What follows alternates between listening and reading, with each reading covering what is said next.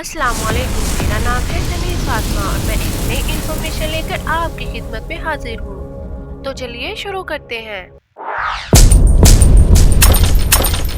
बिस्मिल्लाहिर्रहमानिर्रहीम। कुर्बे क़यामत का सबसे अजीम फितना फितना दज्जाल।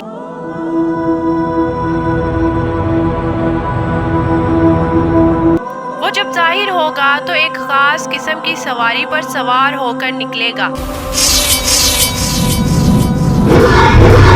उसकी सवारी में किस तरह की कुव्वत होगी और क्या दज्जाल की उस सवारी का ताल्लुक आज के जदीद दौर से है?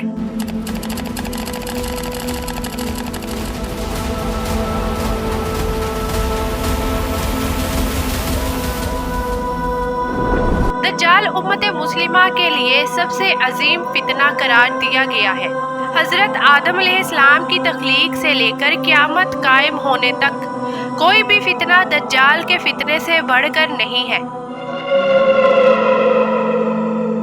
दज्जाल के मुतालिक हम मुसलमानों के पास जो मोतबर तरीन ज़राए हैं वो नबी अकरम सल्लल्लाहु अलैहि वसल्लम की अहादीस मुबारका है, जिसकी रोशनी में हम ये जान सकते हैं कि दज्जाल के पास किस तरह की कुव्वतें होंगी और उन शैतानी कुव्वतों से दज्जाल किस तरह की तबाही मचा सकता है।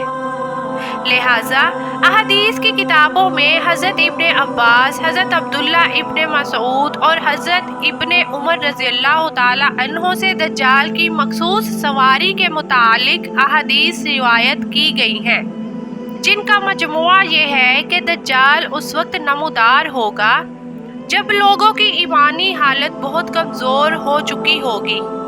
दज्जाल दुनिया में 40 दिन घूमेगा। उन 40 दिनों में एक दिन एक साल के बराबर होगा और एक दिन एक महीने के बराबर, जबकि एक दिन एक हफ्ते के बराबर और बकिया अय्याम मामूल के मुताबिक होंगे।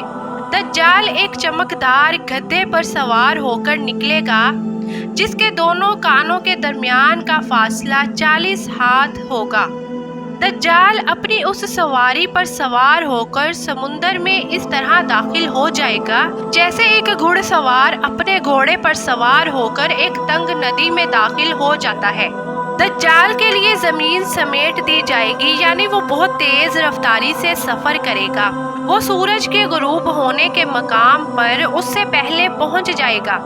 समुंदर का पानी उसके टखनों तक पहुंचेगा। दज्जाल के पास 70,000 की फौज होगी जिनके ऊपर सब्ज चादरें होंगी, यहाँ तक कि वो अबुल मराब के टीले पर आकर ठहर जाएंगे। वो ऐसी बुलंद आवाज देकर सबको बुलाएगा कि उसको जमीन और आसमान के दरमियान सारी मखलूक सुनेगी।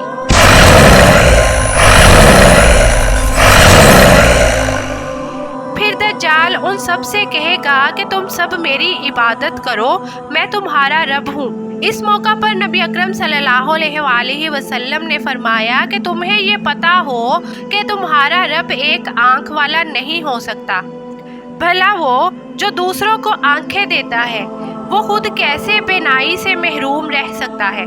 उस बदबख्त दज्जाल के माथे पर काफिर लिखा होगा जिसे सिर्फ मोमिन ही पढ़ सकेगा और उसे पहचान लेगा।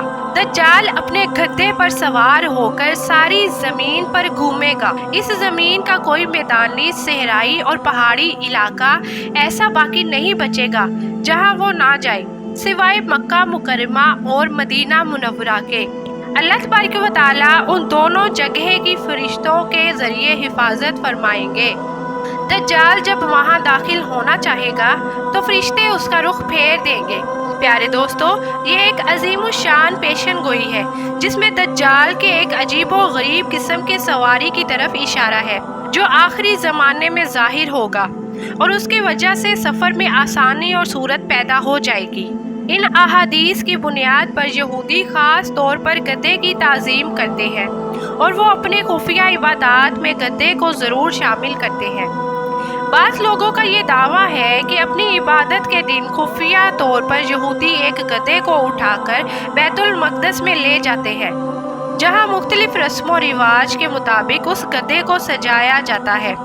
प्यारे दोस्तों, सहाबाए किराम के जहन में उस वक्त ये सवाल ज़रूर आया होगा कि ऐसा गधा कहाँ से आ जाएगा جس کی چوڑائی اور لمبائی اتنی دیو قامت ہوگی۔ لیکن صحابہ کرام نے حضور اکرم صلی اللہ علیہ وآلہ وسلم سے اس حدیث کو جیسا سنا ویسا ہی یاد رکھا اور آج ہم تک یہ ساری احادیث پہنچی۔ علماء کرام کا کہنا ہے کہ اگر ہم یہ کہیں کہ قیامت کے قریب ایک ایسا گدھا پیدا ہو جائے گا اور یہ صفات اس میں پائی جائیں گی تو یہ بات ناممکن نظر آتی ہے۔ پھر سوال یہ بھی ہے کہ دنیا میں وہ گدھی کہاں سے آئے گی جو اس قسم کے عجیب و غریب دیو قامت گدھے کو جنے گی؟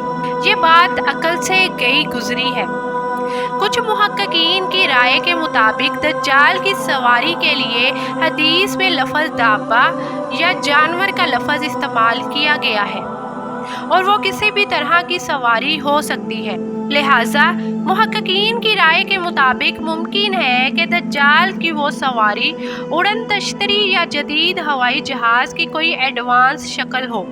غرض ہم یہ جانتے ہیں کہ آج کے اس جدید دور میں ہوا اور آواز کے رفتار سے کئی گنا زیادہ سپر سونک جہاز تیار ہو چکی ہے اور اڑن تشتری کے قصے پچھلے 100 سالوں میں بہت مشہور ہوئے ہیں جن کو UFO کہا جاتا ہے۔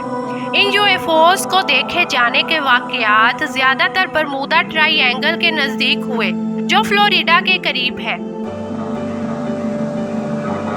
ممکن ہے کہ دجال کی یہ سواری ایک UFO یعنی ایک خاص قسم کی اڑن تشتری ہو۔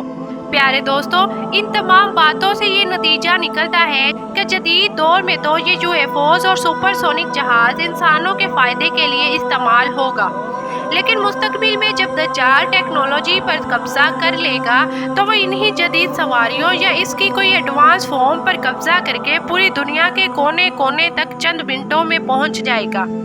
پیارے دوستو، یہ تمام باتیں اس جانب اشارہ کر رہی ہیں کہ خروج دجال کا وقت اب زیادہ دور نہیں، بلا شبہ یہ فتنوں کا دور ہے اور اس وقت انسانیت دجال اور دجالی قوتوں کے فتنے عظیم کی طرف بڑھ رہی ہے۔ لہٰذا دجال اور اس کے حمایتی اور اس کی قوتوں سے آگاہی رکھ کر ہم اس فتنہ عظیم سے اپنی اور اپنے ایمان کی حفاظت کر سکتے ہیں۔ اللہ تعالیٰ آپ کی اور میرے ایمان کی حفاظت فرمائے۔ مجھے بھی اپنی دعاؤں میں ضرور یاد رکھیے گا۔ ملتے ہیں آپ سے اگلی ویڈیو میں، تب تک اپنا اور اپنے اہل و عیال کا خیال رکھیے گا۔ شکریہ، اللہ حافظ۔